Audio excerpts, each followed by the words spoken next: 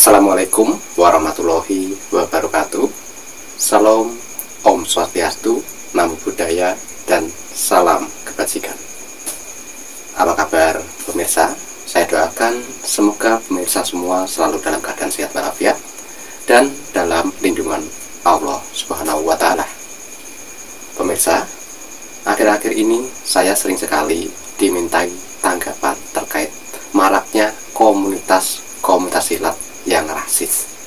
Banyak sekali yang meminta tanggapan soal ini, dari anggota perguruan IKSPI, bahkan juga dari anggota perguruan lain. Rata-rata mereka semua sangat miris dengan adanya bentrokan massa di sana-sini, dan mereka para anggota perguruan IKSPI juga perguruan lain yang merasa organisasinya ikut terkena imbas mengharap supaya saya memberi tanggapan sekaligus himbauan atau arahan melalui video unggahan ini. Nah, dari itulah melalui video ini dan melalui channel YouTube Pasukan Keramat ini, saya ingin membahasnya. Oleh sebab itulah, saudaraku semua dari kalangan organisasi pencaksilat, silahkan disimak sampai selesai terkait pendapat saya dan himbauan-himbauan untuk dulur-dulur komunitas semuanya, terutama komunitas yang disinyalir rasis di dunia maya hingga dunia nyata, tanpa menyebut label komunitas apapun. Inilah jawaban saya terkait komunitas rasis yang bikin resah akhir-akhir ini. Pasukan Keramat bergerak secepat kilat.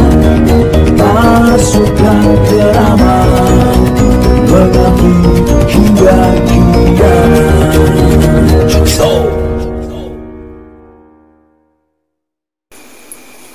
Saudaraku, sesungguhnya di organisasi apapun tidak diajarkan rasis, tidak diajarkan anarkis, dan tidak diajarkan saling memusuhi satu sama lain.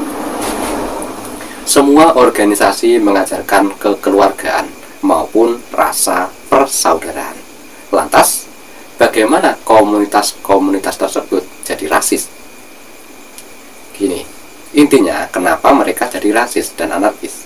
Semua terjadi karena atas dasar rasa cintanya terhadap organisasi yang menaungi mereka. Sehingga apabila simbol-simbol organisasi dilecehkan oleh oknum tertentu, mereka marah dan tidak terima. Suatu contoh penyebab mereka rasis, yaitu yang pertama, adanya oknum yang dengan sengaja menghina, merendahkan perguruan yang mereka ikuti dengan merusak atau mencoret, bahkan merendahkan dengan kata-kata kasar pada perguruan mereka. Yang kedua, mereka marah karena adanya beberapa oknum yang dengan sengaja menghina guru besar pendiri perguruan mereka. Yang ketiga, karena adanya oknum yang dengan sengaja memakai, merendahkan pakem ajaran di perguruan mereka. Dari tiga hal inilah mereka marah dan berusaha mencari para pelaku yang telah membuat penghinaan tersebut. Tapi sayang, niat mereka untuk meminta pertanggungjawaban terhadap oknum yang melakukan penghinaan tersebut jadi terhambat karena dari kelompok maupun organisasi oknum yang salah tersebut bukannya menegasi anggotanya yang salah, namun malah melindungi anggotanya yang salah. Nah, dari hal-hal seperti inilah yang akhirnya menyebabkan bentrokan terjadi di mana-mana. Semakin lama semakin sulit dikendalikan, dan akhirnya mereka sama-sama saling menghina, saling timbul rasa dendam yang terus berkelanjutan dan tidak ada henti-hentinya. Kalau melihat delik perkara sejak dulu hingga sekarang, perkara atau permasalahannya tetap sama. Sekarang zaman ini kan zaman modern atau serba segala informasi cepat dikonsumsi publik, akhirnya ya setiap perkara sulit dikendalikan. Beda dengan zaman dulu. Lantas, bagaimana solusinya? Solusi terbaik yaitu untuk semua pihak harus bisa meredam segala amarah, menghentikan segala tindakan yang merugikan diri sendiri, merugikan organisasi yang diikuti, juga merugikan orang lain serta organisasi lain. Solusi berikutnya, pihak keamanan yaitu pihak kepolisian harus tanggap dan tegas, harus berani memanggil dan merangkul semua komunitas di wilayahnya, mendata setiap komunitas melalui para ketua komunitas tersebut. Menurut pendapat saya, kalau pihak kepolisian mengambil sikap tegas kepada para ketua komunitas, saya yakin para anggotanya pun akan ikut aturan dari pihak kepolisian.